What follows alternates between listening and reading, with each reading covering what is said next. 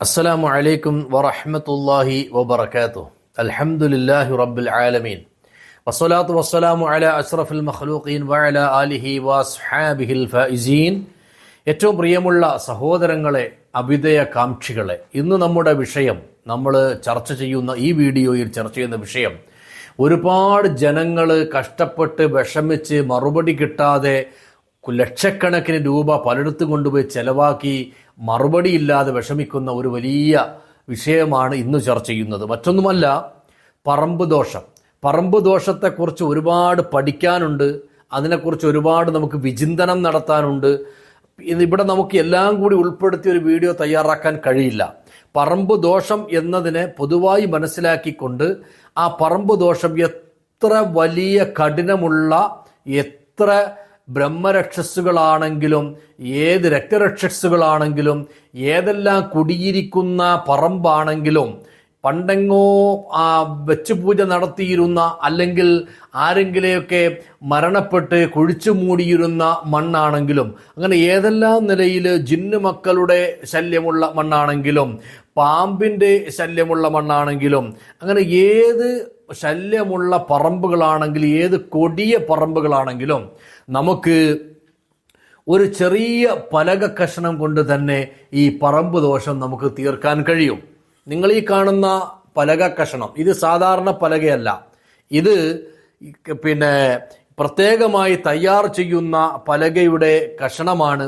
ഇതിലാണ് നമ്മൾ ഇതുമായി ബന്ധപ്പെട്ട കളങ്ങളൊക്കെ വരച്ച് ആയത്തുകളുടെ എണ്ണങ്ങൾ ചുരുക്കപ്പെട്ടിരിക്കുന്ന അക്കങ്ങൾ, സംഖ്യകളൊക്കെ എഴുതി ഇതിൻ്റെ രൂപങ്ങളൊക്കെ വരച്ചിട്ട് നമ്മൾ പറമ്പ് ദോഷമുള്ള പ്രോപ്പർട്ടിയുടെ 4 ഭാഗത്തും, ആ പ്രോപ്പർട്ടിയിൽ വീടുണ്ടെങ്കിൽ വീടിൻ്റെ മുൻഭാഗത്ത് കയറുന്ന സ്ഥലത്തും പറമ്പിൻ്റെ 4 ഭാഗത്തും ഇത് നമ്മൾ കുഴിച്ചിട്ടാൽ നമ്മുടെ എത്ര വലിയ കഠിനമായ പറമ്പ് ദോഷത്തിനും പരിഹാരം ആകും. ഇവിടെ പറമ്പ് ദോഷം ഉണ്ടാകുന്ന കാരണങ്ങൾ, ഒരുപാട് കാരണങ്ങളുണ്ട്. ഞാൻ മുമ്പ് എൻ്റെ വീഡിയോയിൽ ആ വിഷയങ്ങൾ ഓരോന്നോരോന്നായി നിങ്ങളോട് പറഞ്ഞു തന്നു എന്ന് ഞാൻ ഓർക്കുന്നു. ഏതായിരുന്നാലും നമ്മളിപ്പോൾ കാണുന്ന കുടുംബ പ്രശ്നങ്ങളിൽ ഒരു ഭൂരിഭാഗവും നമ്മുടെ പറമ്പുമായി ബന്ധപ്പെട്ട് എന്തെങ്കിലും പ്രശ്നം ഉണ്ടോ എന്ന് നമ്മളൊന്ന് നോക്കുന്നത് നല്ലതാണ്. ഏകദേശം ചില പറമ്പുകളിൽ ശൈത്താൻ ഉള്ള സ്ഥലം എന്ന ലക്ഷണങ്ങൾ പറയാറുണ്ട്.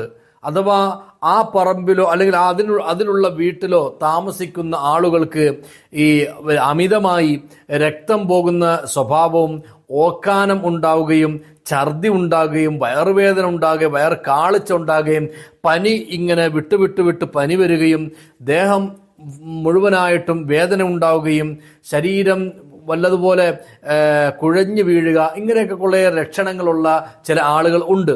അവരുടെ പറമ്പിൻ്റെ കണക്കെടുത്ത് നോക്കുമ്പോൾ കറക്റ്റായിട്ട് ആ സ്ഥലം ശൈത്താനുള്ള സ്ഥലം എന്ന് കണ്ടുപിടിച്ചിട്ടുണ്ട്. അതുപോലെ തന്നെയാണ് ഈ ബ്രാഹ്മണ വിഭാഗത്തിൻ്റെ അവർ ആരാധിച്ചിരുന്ന ചൊവ്വ ബുധൻ നാഗം, പാമ്പിൻ്റെ ശല്യമുള്ള പറമ്പുണ്ട്. അത് ആരുടെ പേരിലാണോ ആ പേരും ആ സ്ഥലവും ഒക്കെ വെച്ച് നോക്കുമ്പോൾ പറമ്പിന് ദോഷം ഉണ്ടോ ഇല്ലേ എന്നറിയാൻ പറ്റും. അപ്പം അങ്ങനെയുള്ള പറമ്പിലാണ് താമസിക്കുന്നത് ആളുകൾക്ക് വീട്ടിൽ എപ്പോഴും വഴക്ക്, ഇടമുറിയാതെ ഇങ്ങനെ വഴക്ക് നടക്കുക. അതുപോലെ തന്നെ ഇങ്ങനെ നമ്മൾ വീടിനകത്തിരിക്കുമ്പോൾ ആരോ ഇങ്ങനെ നടന്നു പോകുന്ന പോലെ തോന്നുക, കതക് തുറന്നു നോക്കുമ്പോൾ അവിടെ ആരും ഉണ്ടാവില്ല. അതുപോലെ തന്നെ വാതിലിനോ അല്ലെങ്കിൽ നമ്മുടെ വീടിൻ്റെ ഏതെങ്കിലും ജനാലയിലൊക്കെ മുട്ടുന്നത് പോലെ തോന്നുക, തുറന്നു നോക്കുമ്പോൾ അവിടെ ആരും ഉണ്ടാവില്ല. ഇങ്ങനെയൊക്കെയുള്ള, ഇത് വെറുതെ കൺകെട്ട് വിദ്യകളൊന്നുമല്ല, ഇത് ഒരുപാട് ആളുകൾ അനുഭവിച്ച കാര്യങ്ങളാണ്. അപ്പോൾ നമ്മൾ അവിടെ എന്ത് ചെയ്യും? ഈ പറമ്പ് ആരുടെ പേരിലാണോ അത് നമ്മൾ കണക്കിട്ട് നോക്കുമ്പോൾ ആ പറമ്പിന് ദോഷം ഉണ്ടോ ഇല്ലെന്ന് അറിയാൻ പറ്റും. അങ്ങനെ ദോഷം ഉണ്ട് എങ്കിൽ നമ്മൾ ഈ പറഞ്ഞതുപോലെ ഈ ഒരൊറ്റ പലകയുടെ പരിപാടി കൊണ്ട് ആ പറമ്പിൻ്റെ ദോഷം ഒരുപാട് എണ്ണമറ്റത് മാറ്റി കഴിഞ്ഞിട്ടുണ്ട്. അത് ഇൻഷാ അല്ലാഹ് ഇനിയും അത് ചെയ്താൽ മാറാവുന്നതേ ഉള്ളൂ, മാറ്റാനും കഴിയുന്നതാണ്. അതുപോലെ ചില വീടുകളിൽ കരിങ്കുട്ടീൻ്റെയും ഭൈരവൻ്റെയും നിഗിരിയുടെയുമൊക്കെ ശല്യമുള്ള പറമ്പുകൾ ഉണ്ട്. ഇപ്പം നമ്മൾ സാധാരണ ഒരു പറമ്പ് വീട് വെച്ച് കഴിഞ്ഞാൽ നമ്മൾ ചിലരൊക്കെ ചെയ്യുന്നത് വീടിന് തറരക്ഷ ചെയ്യും. തറരക്ഷയും പറമ്പ് ദോഷവുമായി ഒരു ബന്ധവുമില്ല, അത് ആദ്യം മനസ്സിലാക്കുക. കാരണം തറരക്ഷ എന്ന് പറയുന്നത് വീടിൻ്റെ സലാമത്തിന് വേണ്ടിയാണ്. വീടിൻ്റെ സലാമത്ത് എന്ന് പറഞ്ഞാൽ ആ വീടിനുള്ള പെട്ടെന്ന് നശീകരണങ്ങളോ ബുദ്ധിമുട്ടോ ഒന്നും വരാതെയും അതിലേക്ക് ശൈത്താൻ കയറി കൂടാതിരിക്കാനും ഒരു ബറക്കത്ത് കിട്ടാനും ഭക്ഷണത്തിനൊക്കെ വിശാലത കിട്ടാനുമാണ് തറരക്ഷ ചെയ്യുന്നത്. മറിച്ച് ഈ വീട് നിൽക്കുന്ന തറയാകുന്ന പറമ്പ്, ഈ പറമ്പിൻ്റെ ദോഷം അത് മണ്ണിൻ്റെ അടിയിലുള്ളതാണ്. തറരക്ഷ എന്ന വീടിന് ചെയ്യുന്നത് മണ്ണിൻ്റെ മുകളിലും, ഇത് മറ്റൊന്ന് മണ്ണിൻ്റെ അടിയിലുള്ള പ്രശ്നങ്ങളാണ് പറമ്പ് ദോഷം. അതൊരു പക്ഷേ നമ്മൾ പറയും അത് നമ്മുടെ ഉമ്മാൻ്റെ കാലത്ത് മുമ്പുള്ളതാ, ഉപ്പാൻ്റെ അല്ലെങ്കിൽ ഉപ്പാപ്പാൻ്റെ കാലത്തൊക്കെ മുമ്പുള്ളതാണെന്ന് പറയും. ഏത് കാലമായാലും നമ്മൾ മനസ്സിലാക്കേണ്ടത് ജിന്നുകൾക്ക് ശൈത്താനുകൾക്കൊക്കെ 1000 കൊല്ലത്തിൽ കൂടുതൽ പ്രായം ഉള്ള സാധനങ്ങളാണ്. 1000-ൽ കൂടുതൽ വയസ്സുണ്ടതിന്. അപ്പോൾ നമ്മുടെ 200 അല്ലെങ്കിൽ 50, 100 കൊല്ലം എന്ന് കണക്കെടുത്താൽ ചിലപ്പോൾ തോന്നും ശരിയാ, ഒരു 200 കൊല്ലം മുമ്പ് അവിടെ അമ്പലം ഉണ്ടായിരുന്നു, അല്ലെങ്കിൽ 300 കൊല്ലം മുമ്പ് അവിടെ വെച്ചാരാധന ഉണ്ടായിരുന്നു, പൂജയുണ്ടായിരുന്നു, അല്ലെങ്കിൽ അവിടെ ഇങ്ങനെ അമുസ്ലിങ്ങളായ ആരെങ്കിലും അവിടെ മരിച്ചതിന് ശേഷം അവിടെ കുഴിച്ചിട്ടിട്ടുണ്ട്. അപ്പോൾ ഇങ്ങനെയൊക്കെയുള്ള ചില കാര്യങ്ങൾ നമ്മൾ അറിയുമ്പോഴാണ് പറമ്പ് ദോഷത്തിൻ്റെ ആ സ്ഥിതി മനസ്സിലാകുന്നത്. ഈ നമ്മളെ സംബന്ധിച്ചിടത്തോളം ഈ പറമ്പിൻ്റെ കണക്കെടുത്ത് കെട്ടിയാൽ ആ മണ്ണിൻ്റെ അടിയിലുള്ള മുമ്പുണ്ടായിരുന്ന ഷെറുകളും നിലവിൽ നിലനിൽക്കുന്ന ഷെറുകളും അതുമായി ബന്ധപ്പെട്ട് ആ പറമ്പിൽ വീട് വെച്ച് താമസിക്കുന്ന ആളുകൾക്കുണ്ടാകുന്ന ബുദ്ധിമുട്ടുകളും കണക്ക് നോക്കി തന്നെ പറയാൻ കഴിയും.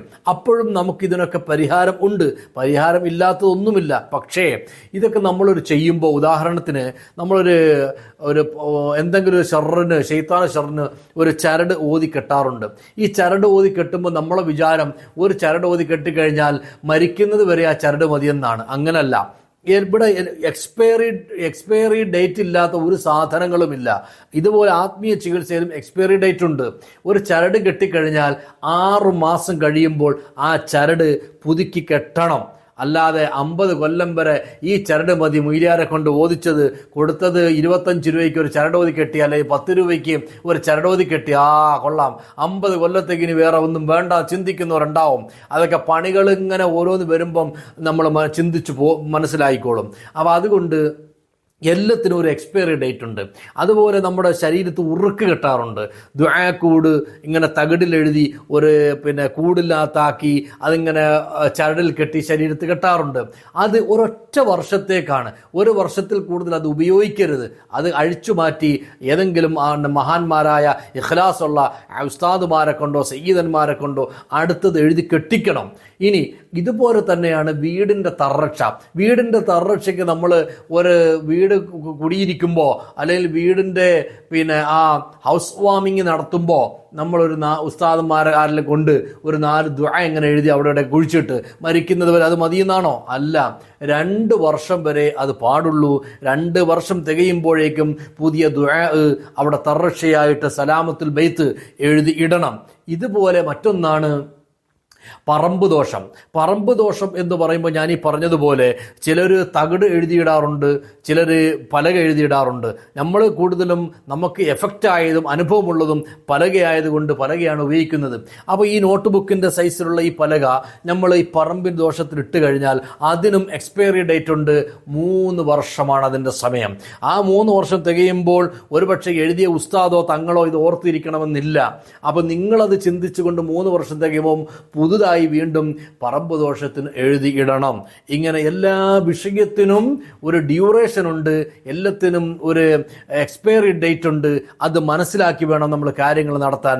ഇൻഷാ അള്ളാഹ് ഇത് പറമ്പ് ദോഷമായി ഏത് കഠിന പറമ്പ് ദോഷമാണെങ്കിലും ഏത് രക്തരക്ഷസാണെങ്കിലും പിടിച്ചു കെട്ടി തന്നെ ഇൻഷാ അള്ളാഹ് ചെയ്തു തരാനുള്ള ഈമാനികമായ അള്ളാഹുവിൻ്റെ ഒരു സഹായം നമുക്ക് നമ്മുടെ മഹാന്മാരായ ഔലിയാക്കളിലൂടെ അവരുടെ പൊരുത്തം നിലനിൽക്കുന്നിടത്തോളം കാലം നമുക്ക് ഏറ്റെടുക്കാനും ചെയ്തു തീർക്കാനും കഴിയും എന്ന ശുഭാപ്തി വിശ്വാസം ഉണ്ടായതുകൊണ്ടാണ് ഓർമ്മപ്പെടുത്തുന്നത്.